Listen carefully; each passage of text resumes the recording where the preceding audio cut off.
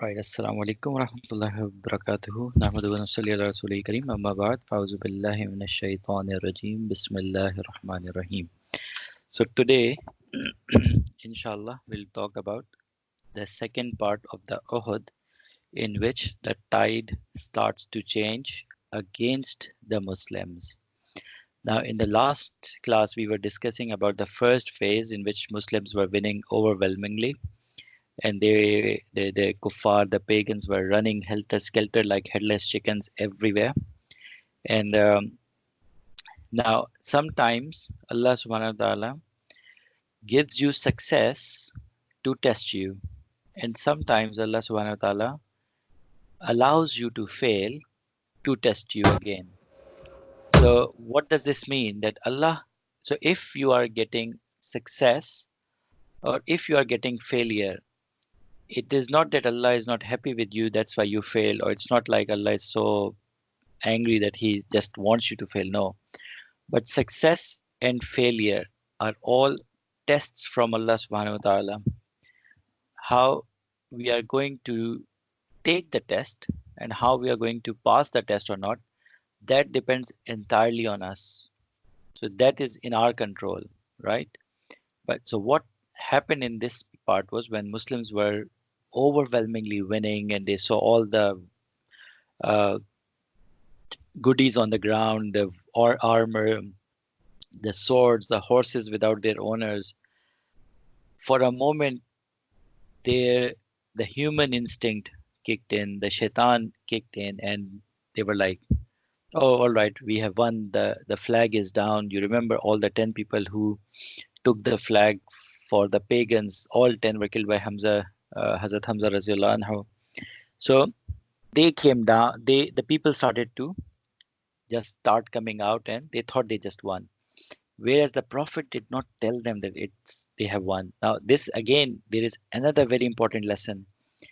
You do not jump to conclusion of success until and unless it is proven that you have succeeded. So don't start enjoying before crossing the finishing line. If you go on YouTube, and I think there is a video called amazing moments when you before the finishing line, something like that, just put in few keywords, you might be able to see those. We'll see people who start celebrating before they reach the finish line, and they forgot that someone else was coming behind them and he just crossed him. Or in race as well, on bike as well, there are plenty of those things. So never start enjoying success or celebrating success until you have crossed the finishing line. Second, if Allah gives you success, thank Allah for that. Never say, I deserve this success. Oh, I'm so intelligent. That's why I got this success. I'm so brilliant. I'm so genius. Don't boast about yourself. Don't boast about your mind, your mindfulness, your geniosity, your own self. Don't talk about that. Rather, thank Allah of what Allah has given you in terms of success. But in the second part, like next class, we'll discuss in detail about the defeat as we'll do today. Defeat is also a sign to take if you want to succeed in future. But if we say, "Oh, we have been failed, we are such a failure, just can't do these things. Oh my goodness, I'll never do this again." That is a sign of weakness. That is a sign of thanklessness towards Allah subhanahu wa ta'ala. So never do that either. Now, the first and foremost thing we'll discuss today will be how Hazrat Hamza Raziyallahu anhu was martyred. Now, on the day, his courage, his bravery, his demeanor was just unmatched and unparalleled. He he was just, anyone who came in the way, he just took care of him. According to different Sahaba who were there on the battlefield on the day, they all say that none no one took out more people than Hamza. And then after Hamza, it was Ali and Abu Dujana. Can someone remind me who is Abu Dujana? We talked about him yesterday, last class. Hmm? Remind me, who is Abu Dujana? He got the sword. Ah, very good. Is it Ibrahim? Eliza. Eliza. Very good, Eliza. You've been taking notes, I guess, isn't it? So, Yes. very good. Abu Dujana was one of them. Hamza Razila Anho was assassinated by a Habshi. His name was Wahshi bin Harb. Now, this guy was a slave. Um, Now, we'll just jump into the narration of Wahshi himself. Later on, after the conquest of Makkah, he became a Muslim. And how he became a Muslim was he fled to Taif. And then from Taif, when Taif was conquered, he was trying to flee. And someone said, "Why are you fleeing?" He said, "I killed Hamza. So I'm sure whenever I'm being captured, I'll be killed as well." So they say, "Why, woe to you. You should just become a Muslim, just accept this religion. This is a good religion. Just accept the religion and you'll be forgiven." So he basically accepted the religion and he was brought to Prophet Muhammad Sallallahu Alaihi Wasallam. So when he came, the Prophet asked, "Tell me how you killed Hamza." And he gave the same, he told the whole account of how he killed Hamza. Once he heard the whole thing, the Prophet started crying. He just started crying and he said, "Washi, never show your face to me again. Never." Yani wallahi, what type of punishment the Prophet gave? He forgave him. So, he forgave him. He's a prophet, he forgave him. But as a human, he said, "Do not show me your face." So the guy is technically a Sahabi, but he was not allowed to show his face to the Prophet. And Washi himself used to say that when I used to go and I used to see the Prophet, I would cover my face with a veil so that he does not look at my face because I couldn't show him my face and he couldn't see my face. And what an amazing punishment. Washi also in his later years when he was aged, he used to repent and he made a dua to Allah subhanahu wa ta'ala. He made a dua when there was a guy called Musailama Abu Kazab. Kazab means a liar.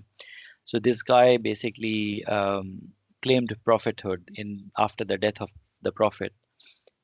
Way after the death of the prophet, it's like some quite a lot of time, yeah, afterwards. Even I think it's after Abu Bakr as well. But anyway, whatever the timeline is, he made the dua, Ya Allah, if you have forgiven me, I killed the best man, as in Hamza. Let me kill the worst man as well, as in Musailama Abul Kazzab.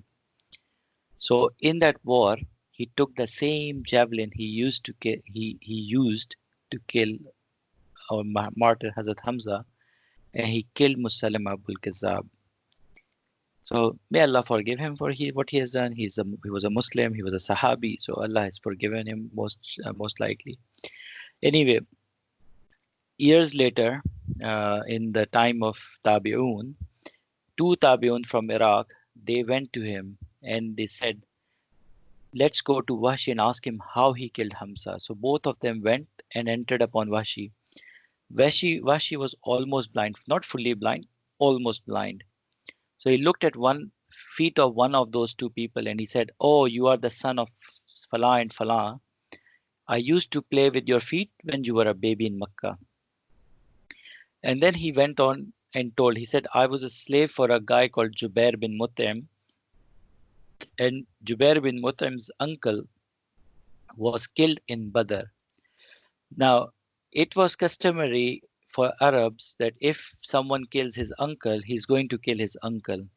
If he can't find his uncle because there is no uncle, then he'll kill another relative.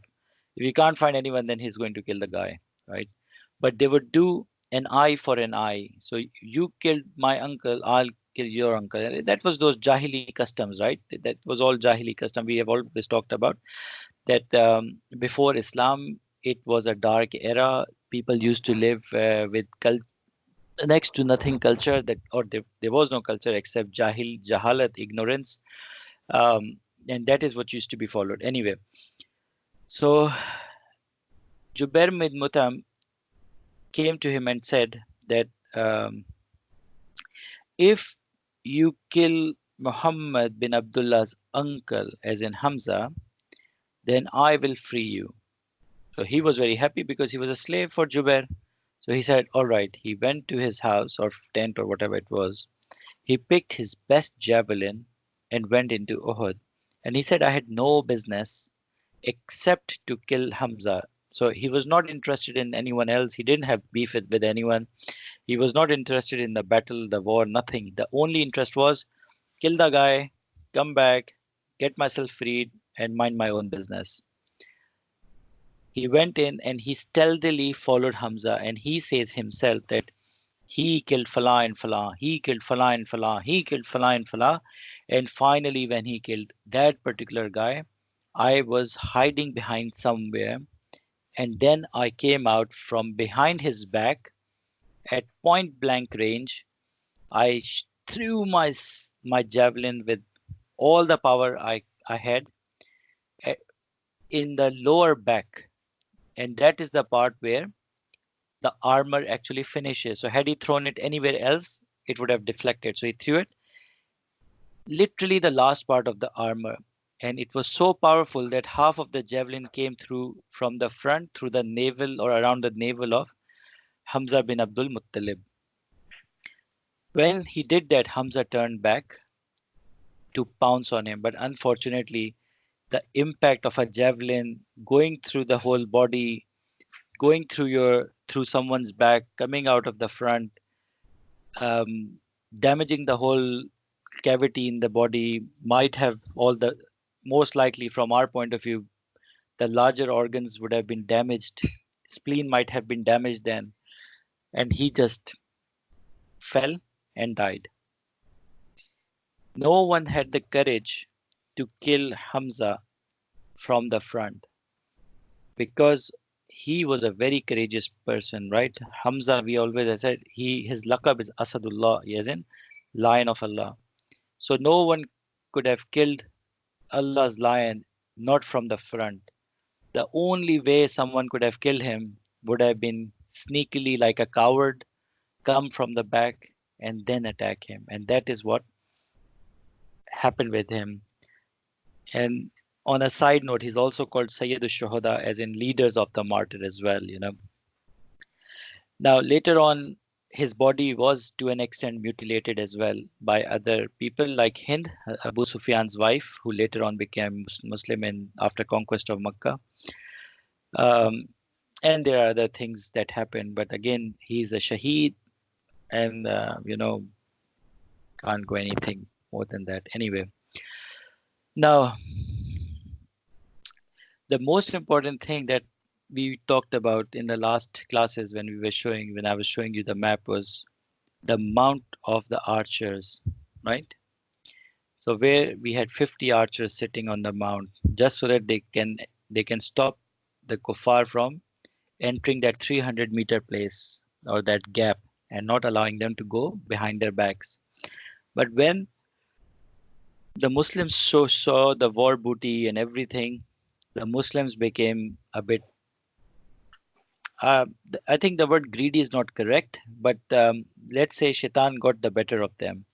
So they basically went there and they started collecting it. Now, what they did was when they were collecting the whole war booty, they left their weapons in their tents, in their camps. Unarmed, they would go, they would pick up the booty, they would go back and start putting it in their camps and then come back. So by the time they would come back in the battlefield, they thought that the people the enemies have gone because they've lost, maybe presumably. So technically, they didn't have any weapons in them.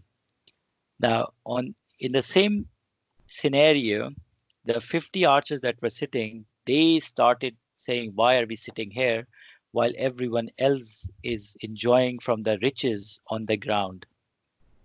Abdullah bin Jarrah, he's a very big Sahabi. He rebuked them. He said, Allah's Rasul said that we are not to leave this position until a message come to us. So much so, even if you see animals eating the flesh out of our body, we are not supposed to come down. So even if you all decide to go down, I will alone stay here and defend this mountain. So lo and behold, 40 of them, after a lot of argument, 40 people descended, and only 10 archers were left up on the mountain. Now, when Khalid bin Walid saw that the archers have descended, he was like, "Wow, that is the point now that I have to attack again." So what he did was he devised a new military strategy because he was on the left side. I'll jump to the map, just so that you guys know. So he was here, the blue arrow. He was here. The Muslims were blocking this thing. This is the green mountain. This is the green part where they were archers, and these greens are all the Muslims fighting the reds, right? Now, when he saw people descend, what he did was he went all the way around the mountain. While he was going around the mountain, he sent messengers all the way to ask the kuffar to return. So what happened was, now he's here with his 100 horsemen. All the kuffar have started coming back, and the Muslims here, while they were trying to gather the booty, most of them are unarmed. What will happen now? The hunters become the hunted now, right? So essentially, the Muslims here are trapped because Khalid bin Walid has cut them off. This is the Prophet's camp. The Prophet is here somewhere. Now, because this is cut off, the Muslims here cannot reach to the Muslims here. The Muslims here cannot help them. So all of the places, all the Muslims are now completely cut off from each other on all sides. And this is what the Prophet was trying to avoid by not letting them come down from the Archer's Hill. Now, in this situation, had it been us, we would have just run away. But Prophet, being the Prophet and the leader he was and the brave person he was, he knew that this flank who has now come is definitely going to see him and try to kill him. But instead of running away, he stood up on the place and he started shouting to Muslims, "Come back, you must come back, come back. These people are attacking you from behind, come back." At the top of his voice, top of his lungs. And had he not done that, Muslims would have a lot more casualties would have happened because there would have been a surprise attack for them. But because the Prophet did it, a lot of Muslims were able to gather themselves quickly. However, in doing so, the Prophet gave away his position because up until now, no one knew exactly where he was. But now everyone knew where the target was, and everyone knew that we need to go and Nauzubillah attack him and try to assassinate him. Now, while the whole helter-skelter thing is now happening with Muslims because they are all chaotic, another Sahabi, Abu Huzaifa, he was a very old Sahabi. He by he joined the battle at this stage. He was very old and he initially was not allowed to join the battle because the Prophet said, "You're very old, just stay home." And while he was at home, he thought, if I have to die at home, better I should be in the battlefield and then die because then I'll be a shaheed. So he basically joined the battlefield, but at that time, unfortunately, that was the moment when Muslims were in chaos. When he joined the battlefield with a few other people, Shaitan Iblis himself was there and he announced, "Oh Muslims, beware of your rear." So the Muslims turned back, they couldn't recognize in the heat of the moment and they attacked Abu Hudayfa. His son Hudayfa Razillah Anhu, he immediately recognized his father and he tried to save him, telling, he's my father, but in a battlefield with all the noise, all what's going on, people couldn't hear him or listen to him.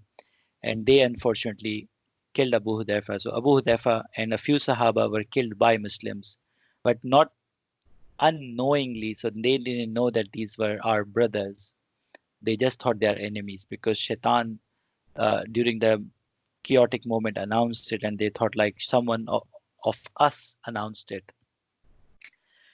After the war was ended, this is a side note, these Sahaba who were involved, they came and they begged for forgiveness, to which Hazrat Hudayfa recited the ayat from Surah Yusuf, where when Hazrat Yusuf forgave his brothers, he recited the same ayat back, that I forgive you because you are my brothers.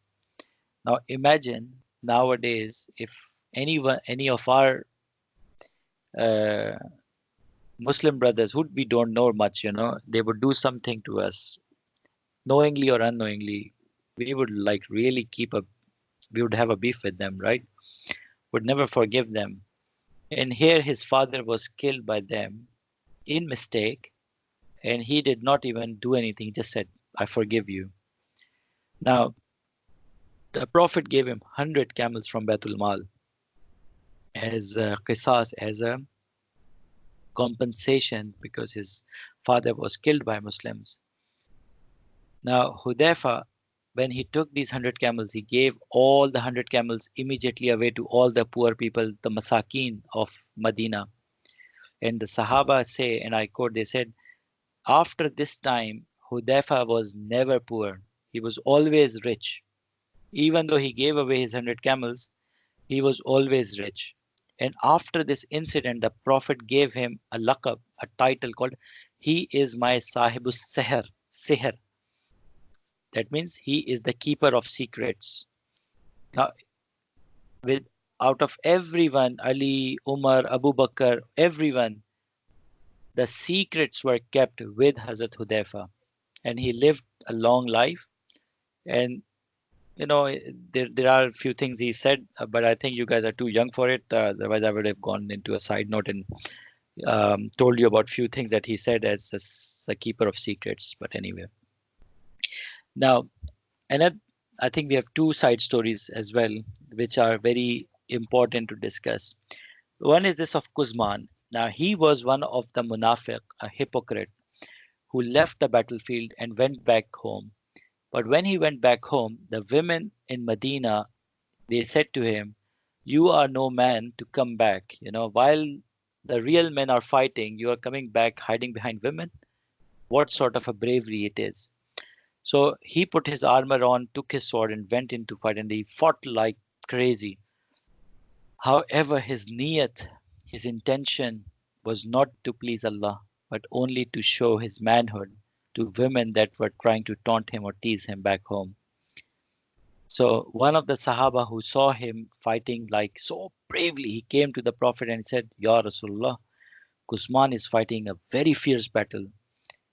So he's definitely going to go to Jannah if he's a Shaheed. The Prophet replied, La, as in no, he's going into Jahannam. Now, as was the etiquette with Sahaba, the Sahabi did not come back and ask, why did you say that? Instead, the Sahabi started following Kuzman. And he saw he was fighting until an arrow hit him somewhere. And he was in excruciating pain. So much so, he put his sword on the ground with the blade up and he committed suicide. But he did it on his front part so that people can think that he was hit by a sword and that's why he died, right? So he came and he told the Prophet about the whole thing. So it's like, yes, I told you that he is what? He is one of the people who are going to end up in Jahannam. Now, this particular thing again shows us the value of intention. If our intention is to please Allah subhanahu wa ta'ala, even the smallest of our good deed is acceptable to Allah in the biggest way.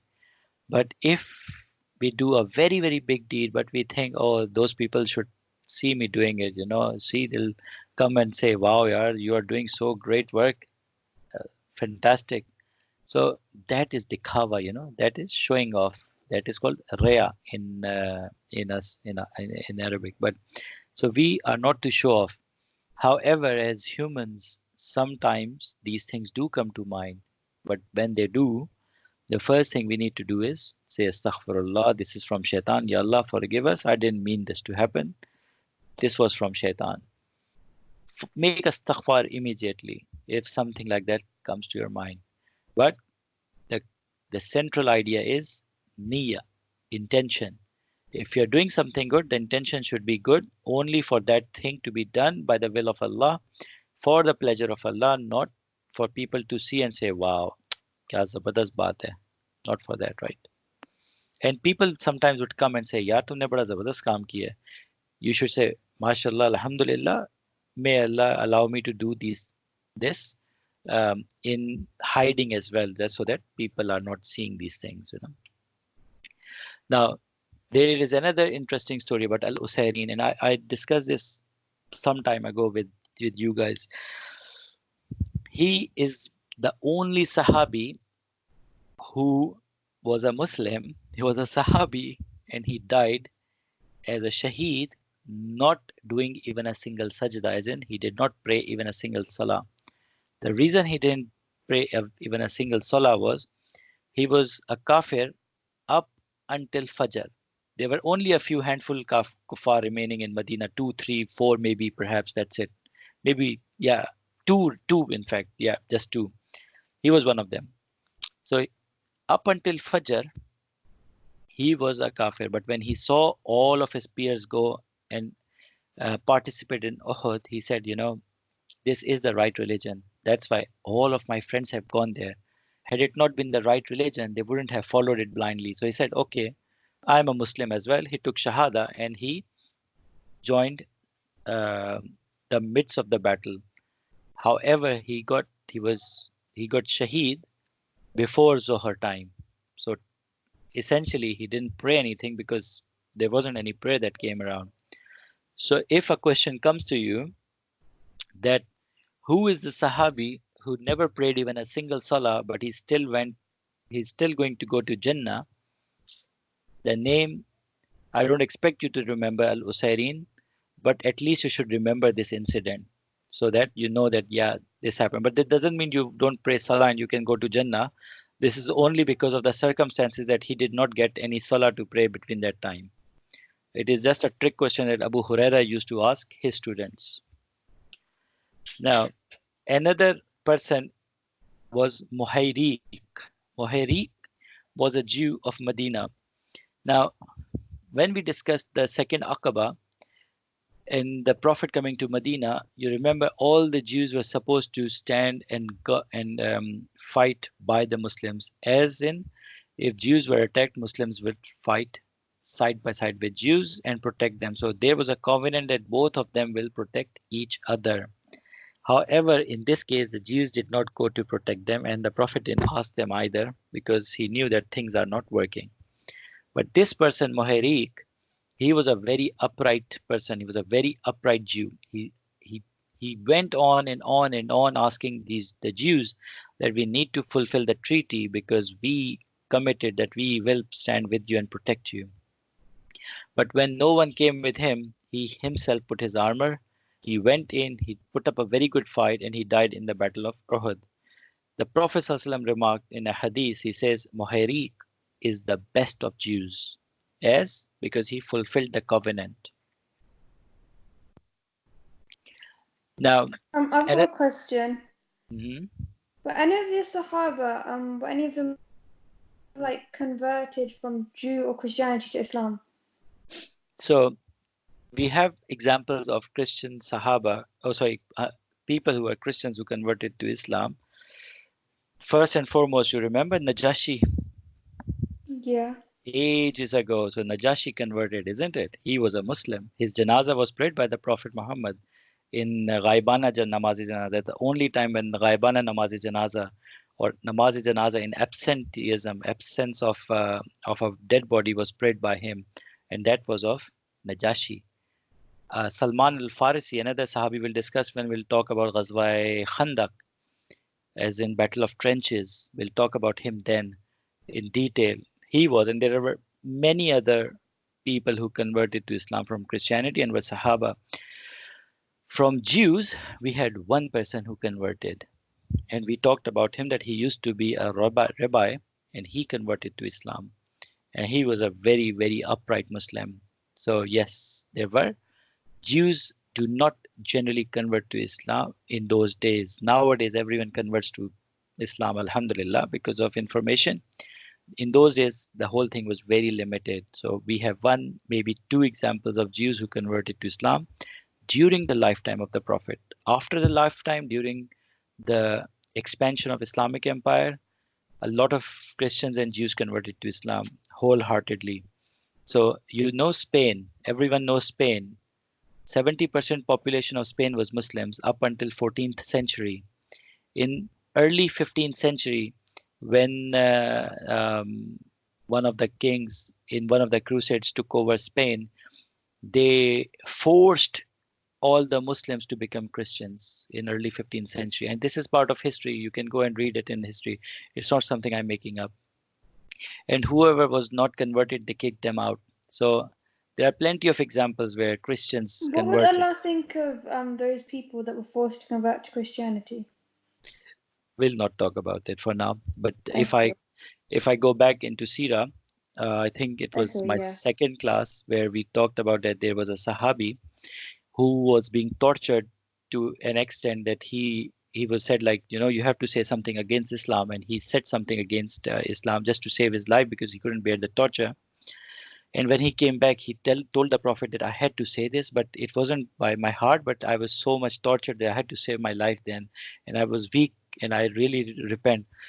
So the Prophet said that is fine because you did it because of compulsion, not because you wanted to say this.